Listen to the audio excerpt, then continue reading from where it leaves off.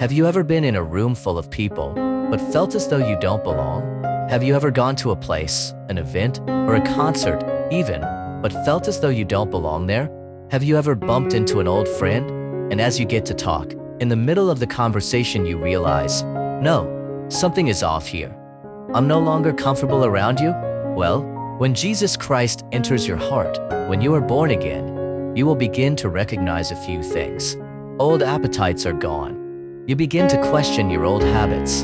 You analyze and become aware of your sinful thought patterns. When Jesus Christ enters your heart and you truly receive Him, you will find that the old rooms you used to enter so freely will become challenging to step into because your heart has changed. The places you used to visit, those bars, those adult entertainment places, all of them will make your spirit feel uneasy, and you certainly won't be comfortable in that environment anymore. And this is all because Jesus Christ has entered your heart. You see, when the Lord begins a work, He will always deal with you first. He will always start with the inner part of you first, and that, in turn, will result in a change of attitude, a change of habits, a change of behavior. Romans 12 verse 2 says, "Do not be conformed to this world, but be transformed by the renewal of your mind, that by testing you may discern what is the will of God, what is good and acceptable and perfect." Saints, do not conform to this world. That's a clear word of instruction. Don't comply with this world. Don't become acclimated to this world.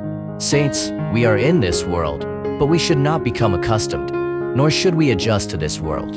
And so you may ask, what exactly should we not be accustomed to in this world?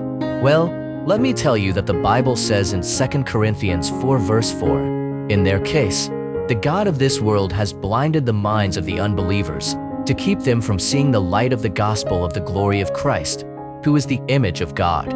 I want to focus on the first few words of this verse. The God of this world has blinded the minds. Saints, this world is lost, and the Bible clearly says the God of this world, the devil Satan, he has a hold on the minds of people who are not in Christ. This is why we ought not to be conformed to the patterns, to the values, and the customs of this world. Have you noticed the heresy, the blasphemy, the lack of reverence for godly principles that this world has? We need to be a people who are focused on Christ, a people who are governed by the Word of God, a people who are regulated and directed by the Holy Spirit so that we can truly seek first the kingdom of God. Listen, don't be afraid to stand out if it means Jesus Christ gets all the glory. Don't be afraid to be rejected by this world if it means that you are accepted by Jesus. Let's pray that the Lord would give us a spirit that is alert to the dark influences of this world. Pray for a spirit that is drawn to godly values and the pursuit of righteousness. Lord Jesus, I pray that I would not be accustomed to or conform to this world. Open my eyes so that I can see this world for what it truly is. A place that is temporary, a place that encourages physical pleasure over spiritual things like fasting and prayer. It's a world that fosters the love of money, the love of power, and the spirit of pride. Lord, I come against these things in my life. I rebuke these shallow and temporary desires of money, of worldly success, and pride over my life. Father, don't allow me to be tolerant of the evil that's in this world. Give me the courage and boldness to stand up to this world and declare that Jesus Christ is Lord. I don't care about the values, customs, or agendas that are pushed by this world. I care only about living a life that you approve, Lord Jesus, a life that is filled with faith so that it may be pleasing to you. I care about living a life that glorifies you, a life that points to you as the Savior of the world, a life that points to your goodness, your grace, and your mercy. Transform me, God. Change me.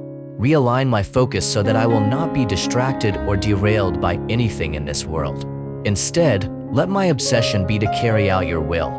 Let my true passion be to do that which is good and acceptable and perfect in your sight. Father, your word says in John 14 verses 18 to 20, "I will not leave you as orphans. I will come to you. Yet a little while, and the world will see me no more. But you will see me. Because I live, you also will live. In that day, you will know that I am in my Father, and you in me, and I in you." I thank you, Lord, for such a promise. You have promised never to leave us alone when the odds are against us. We will not fear, for you are with us. Whether I am in the lion's den or in the eye of a storm, I trust and believe that you will always be faithful and stand by me. Blessed be your name, King Jesus. Amen. Now, I'd like to draw your attention to who it is that will be your protection and your rescue during those tough times. The Most High, the one and only supreme sovereign God, the Almighty, one who is in a position of strength, power, and authority. So be of good cheer. You don't have an ordinary search and rescue party with a boat and flashlights. No, you have the Most High God. You have the Almighty One. And so I want to speak to each and every one of you listening. Your prayer when you wake up, before you go to sleep, before you leave your homes, even as you're going about your business, your prayer has to be, Lord, let me dwell in your shelter, Most High God. Let me abide under your shadow, the shadow of the Almighty God. Saints, our prayer needs to be one that seeks the protection of the Lord, divine protection from above. The Bible says, God is our refuge and strength, a very present help in trouble. Our protection, our refuge, our strength, it is all in Him. So don't wait until trouble comes knocking for you to realize that you need God. Don't wait for the enemy to attack you for you to realize that God is your best form of protection. We need to always dwell in His shelter. We need to always be in a state of seeking the Lord so that He will watch over us and protect us. When the storms of life come our way, we need to be found in Him always, because it's only in Him that we have preservation. It's only in Him that we have the strength and courage to face the enemy or the storm before us. So I encourage you, don't be afraid or terrified. God goes before you. He will surround you and cover you.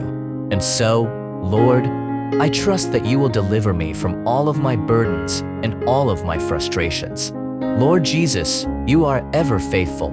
You are my hiding place. It's at this present time I've asked for your protection and for your covering over my life. I've asked for you to cover my family and my loved ones, even at this time where there is uncertainty in this world, even at this moment where there is a lot of fear and unsettling things. I pray that you would cover us in your shadow. Lord, I believe that you are a God who is still in control despite what comes my way. You are a God who knows the beginning and the end. I believe that you are a God who provides shelter to your children. You are He who was, who is, and who will forever be.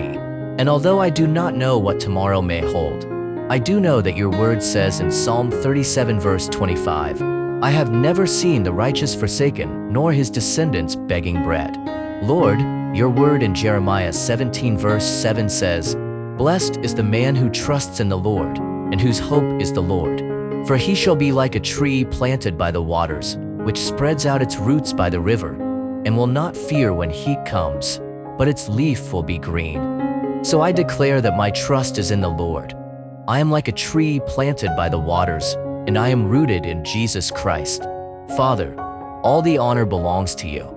And I'm praying at this time because, well, Lord, I need you. I need your protection.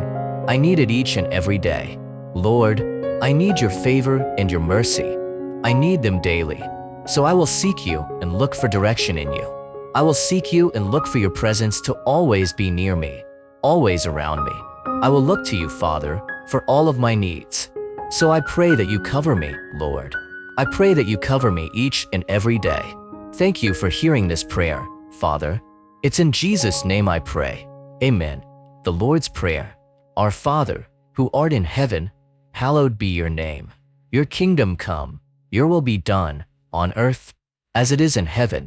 Give us this day our daily bread, and forgive us our trespasses as we forgive those who trespass against us. And lead us not into temptation, but deliver us from evil. For thine is the kingdom, the power, and the glory, forever and ever. Amen.